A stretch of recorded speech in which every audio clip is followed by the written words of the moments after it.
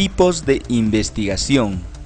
Vamos a utilizar 4 criterios para clasificar nuestros estudios. El primero, según la intervención del investigador.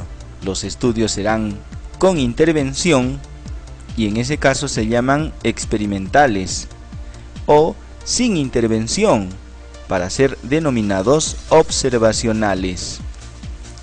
Los experimentos siempre son planeados y por ello son prospectivos.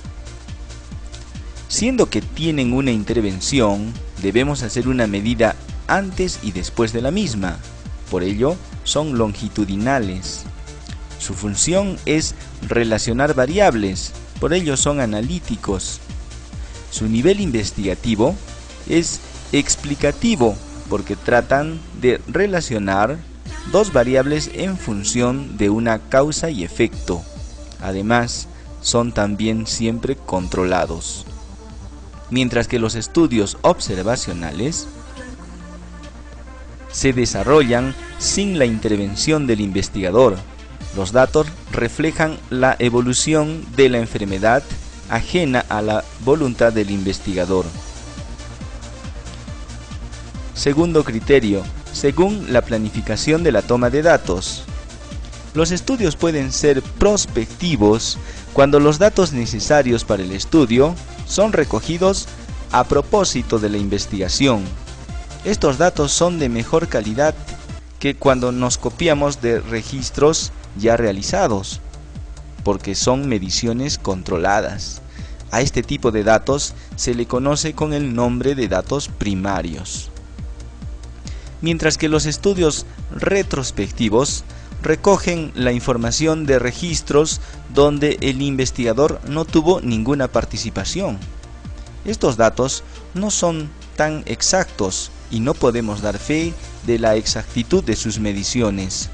A este tipo de información se le conoce con el nombre de datos secundarios.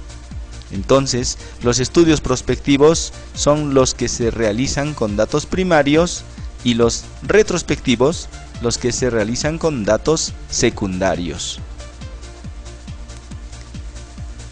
Según el número de ocasiones en que se mide la variable de estudio.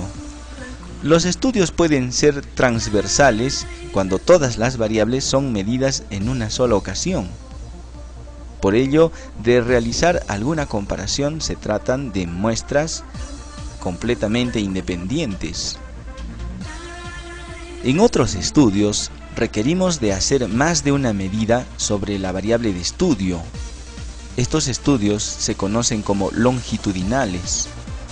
En el caso de tener solamente un grupo, las comparaciones se pueden realizar antes y después de la medida, antes y después de una intervención o antes y después de un seguimiento. En ese caso hablamos de muestras relacionadas. En realidad es solo una muestra, pero hay dos medidas. Según el número de muestras a estudiar.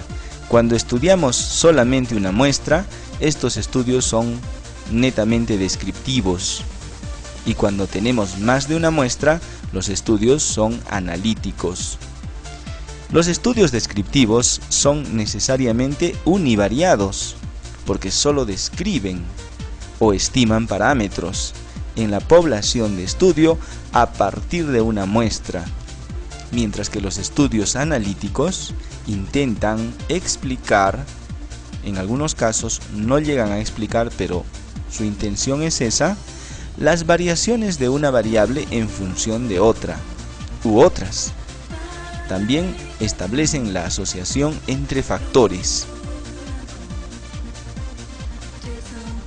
Una confusión frecuente en algunos investigadores es considerar el término descriptivo como sinónimo del término observacional.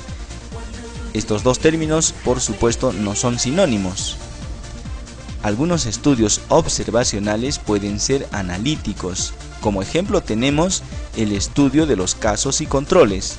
Es un estudio sin intervención, es un observacional, pero no es descriptivo, es analítico, porque de lo que se trata es de comparar lo que ocurre en los casos respecto de los controles.